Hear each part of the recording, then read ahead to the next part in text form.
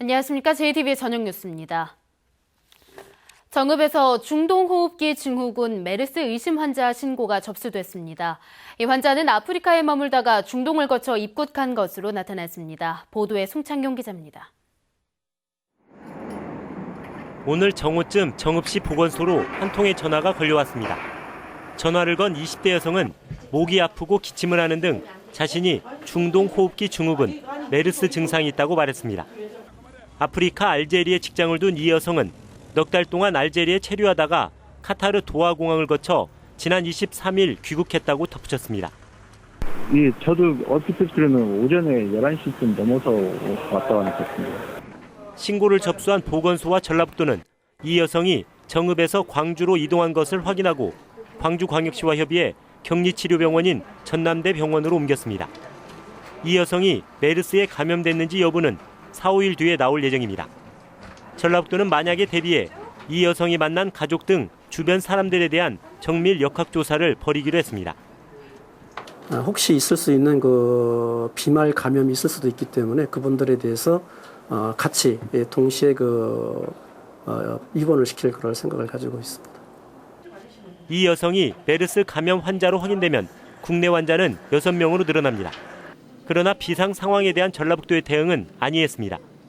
이 여성이 보건소로 전화를 걸었을 때 곧바로 격리하고 병원으로 옮겨야 했지만 여성이 정읍에서 광주로 이동할 때까지 4시간 동안 방치했습니다. 전라북도는 이 여성이 중동 지역을 경유만 했고 증상 가운데 발열이 없기 때문에 메르스에 감염되지 않았을 가능성이 있어 병원 이송을 서두르지 않았다고 해명했습니다. JTB 뉴스 송창용입니다. 농촌이 병의원 부족으로 의료 사각지대가 되고 있는데요. 약국마저도 부족합니다. 100개에 가까운 면에 약국이 없어서 주민들이 큰 불편을 겪고 있습니다. 보도에 정원익 기자입니다.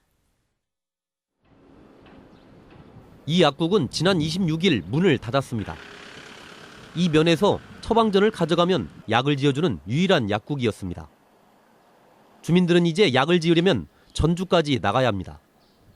당연히 있어야죠. 또 그러면 버스 타고 나가야 되고, 거동이 불편한 사람 또 택시 타고 와야 되고.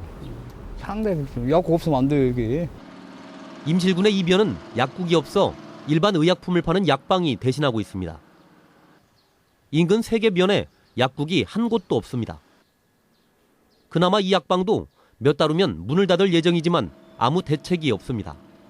이 근방에는요, 우남, 신덕, 신평 이게 하나밖에 없어요. 그럼 전부 관촌으로 가야지. 약방 하나 있군요. 예, 약방이 하나예요. 약국이 없는 면은 전북에 97곳이나 됩니다.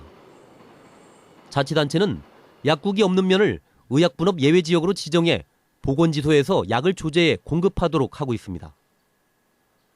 하지만 보건지소가 문을 닫는 오후 6시 이후와 토요일, 공휴일 등에는 이용할 수 없고 취급하는 약품도 다양하지 않습니다.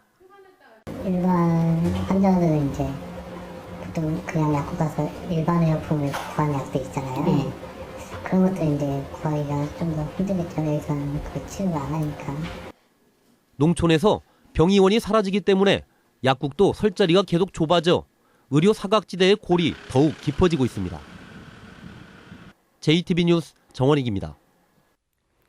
지난달 전라북도 인구가 186만 명대로 주저앉았습니다. 해마다 20대에서 7천 명가량이 취업 문제로 빠져나가기 때문입니다. 반면 10대 이하와 40, 50대는 전북에 전입하는 인구가 훨씬 많아 이들을 위한 보육과 귀농 정책의 중요성이 커지고 있습니다. 김철 기자입니다. 대학교 4학년인 김용민 씨는 다음 달부터 서울로 거주지를 옮깁니다. 서울의 대기업에 취직했기 때문입니다. 저도 마음은 전북에 남아있고 싶은 마음이 많이 있는데 현실적으로 여건상 이제 벗어나야 취업을 할 수 있는 환경이 지금 되어 있기 때문에 사실 어쩔 수 없이 그런 선택한 이유도 있습니다. 2010년 이후 매년 5천 가구를 대상으로 한 전라북도 사회조사 결과입니다. 전입과 전출을 통해 인구 이동을 살펴봤더니 20대는 해마다 5천 명에서 7천 명가량 전북을 빠져나간 인구가 더 많았습니다. 취업 문제가 가장 큰 원인으로 분석됩니다. 40대와 50대는 해마다 2천 명 안팎으로 전북에 전입하는 인구가 더 많았는데 귀농과 귀촌의 영향 때문으로 풀이됩니다. 10대 이하의 인구 증가도 눈여겨볼 만합니다. 2010년 이후 10대 이하 인구는 매년 900명 가까이 늘고 있습니다. 귀농하는 부모를 따라 어린 자녀들이 함께 이동하기 때문인데 귀농 인구를 늘리면 자녀까지 전입하는 일석이조의 효과를 기대할 수 있습니다.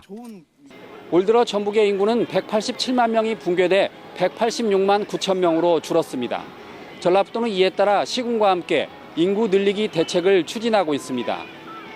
10대 이하 인구를 늘리기 위해서 앞으로도 출산 장려 정책과 안심보육 정책 등을 추진해 나가겠습니다. 특히 40, 50대 인구 유입을 위해서 귀농귀촌을 활성화해 나가고 정주 여건을 개선해 나가는 데 최선을 다하겠습니다.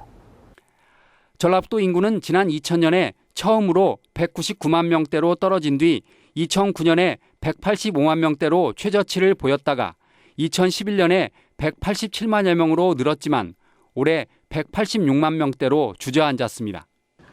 매년 7천 명씩 빠져나가는 20대를 위해 일자리를 크게 늘리고 40, 50대와 10대 이하를 붙잡는 귀농 정책이 인구 감소를 막는 해법이 될 수 있습니다. JTB 뉴스 김철우입니다. 대한노인회가 고령화에 따른 복지 부담을 줄이기 위해 현재 65살인 노인 기준 연령을 70살로 상향 조정하자고 정부에 제안함에 따라 노인회 건의대로 연령 기준이 높아지면 전북의 9만여 명이 영향을 받게 됩니다. 전북의 65살 이상 노인은 전체의 17.4%인 32만 6천여 명으로 이 가운데 65살 이상 70살 미만 노인은 9만 4천여 명입니다. 노인 기준 연령이 70살로 높아지면 전북의 9만 4천 명은 기초연금과 공공기관 무료 이용 같은 혜택에서 제외되기 때문에 반발이 커질 것으로 보입니다.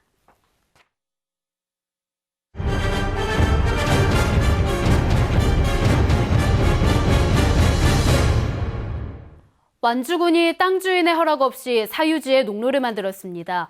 보상 협의가 이루어지지 않자 무단으로 길을 낸 것인데요. 잘못은 인정하지만 대책은 내놓지 않아 땅 주인만 속을 태우고 있습니다. 민원 현장 하원호 기자입니다.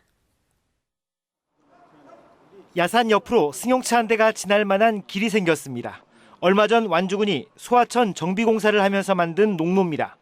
문제는 이 농로가 사유지라는 점입니다. 완주군은 이곳에 길을 내기 위해 지난해 땅 주인에게 1제곱미터당 5,600원에 땅을 팔라고 제안했습니다. 하지만 토지주가 보상가가 너무 적다며 협의에 응하지 않자 올해 초 무단으로 길을 냈습니다. 완주군이 침범한 사유지는 360제곱미터에 이릅니다. 사유재산을 훼손해놓고 이제 와서 잘못됐다. 그리고 아무런 대책도 말하자면 수차 관청에 전화를 하고 찾아갔건만은 아무런 대책도 없고 지금까지 말하자면 무책임하게 수수방관을 한다는 게 완주군은 토지주의 허락 없이 공사를 한 것은 잘못이지만 감정가 이상의 보상은 어렵다는 입장입니다. 원래 계획이 돼서 통보를 했다고 하더라고요. 근데 이제 협의가 안 된 상태로 이제 일부 좀 정리를 한 건 사실이죠. 땅 주인이 원상복구를 요구할 경우 농로를 만드는 데 들어간 예산은 고스란히 날릴 수밖에 없습니다. 완주군이 허락 없이 사유지를 침범해놓고 아무런 보상 대책도 내놓지 않아 땅 주인만 속을 태우고 있습니다. JTB 뉴스 하원호입니다.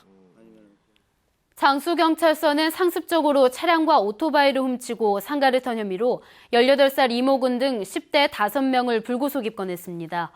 이들은 지난해 2월부터 최근까지 장수와 무주에서 차량 3대와 오토바이 4대를 훔치고 상가 30여 곳을 터는 등 모두 42차례에 걸쳐 950만 원어치의 금품을 훔친 혐의입니다. 끝으로 날씨입니다. 전북은 오늘 전주가 33도까지 오른 것을 비롯해 정읍 32.7도, 임실 31.7도 등 더웠습니다. 내일은 대체로 맑겠습니다. 아침 최저 기온은 13도에서 18도, 낮 최고 기온은 29도에서 31도로 오늘보다 조금 낮겠습니다. 금요일인 모레도 낮 기온이 31도까지 오를 것으로 보입니다. 내일 해상에는 짙은 안개가 끼는 곳이 많겠습니다. 전주기상대는 이번 주말에 비가 오면서 더위가 한풀 꺾일 것으로 내다봤습니다. JTB 저녁 뉴스를 마칩니다. 시청해주신 여러분 고맙습니다.